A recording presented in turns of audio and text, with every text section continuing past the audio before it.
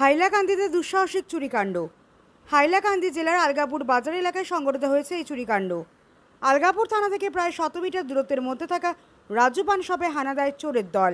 নিজামুদ্দিন লস্কর নামের ব্যক্তির দোকানে ঘটে এই চুরির কাণ্ড। সোমবার রাতে দোকান বন্ধ করে গেলে মঙ্গলবার সকালবেলা দোকানের মালিক দোকান খুললে ধরা পড়ে এই দৃশ্য। চোরের দল হাতিয়ে নেয় দোকানের সামগ্রী সহ নগদ প্রায় 30,000 টাকা। দোকানের তালা ভেঙে আলগাপুরে পুলিশের নাকের ডগার সামনে হাত সাফ করে চোরের দল। বর্তমানে এই দুঃসাহসিক চুরির ঘটনায় চাঞ্চল্য দেখে দিয়েছে আলগাপুর বাজারে। এদিকে দোকানের স্বত্বাধিকারী নিজামুদ্দিন লস্কর বলেন, আলগাপুর থানার 100 মিটারের ভেতরে এই চোরের ঘটনাটি কীভাবে চোরদেরকে চিহ্নিত করে কঠোর শাস্তি দেওয়ার জন্য জেলার পুলিশ প্রশাসনের কাছে দাবি জানান নিজামুদ্দিন লস্কর। আমার নাম নিজামুদ্দিন লস্কর, বাড়ি হইল বাটির দোকান।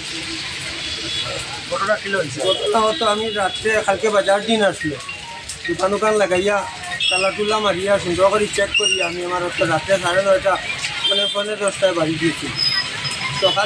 সকালে আইসি দোকান খুলতাম, আবার পরে হতো ভাই এটা ভাঙ্গা রুঙ্গা খুলতাম নাই দোকানে বিক্রি করতে।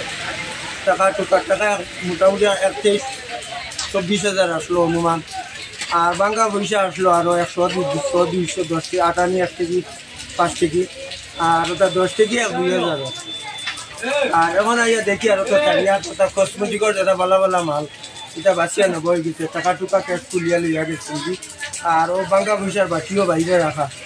ও আইয়া দেখি আর তো মোটামুটি আপনার লগে সহযোগিতা করছি বা আইনার আশ্রয় লইতাম বিচার পাওয়ার লাগে।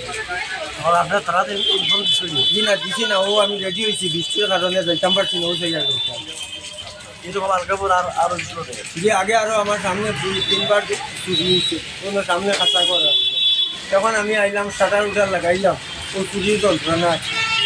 ও এখন শাটার লাগাইয়াও আমার কোনো শেষ নাই।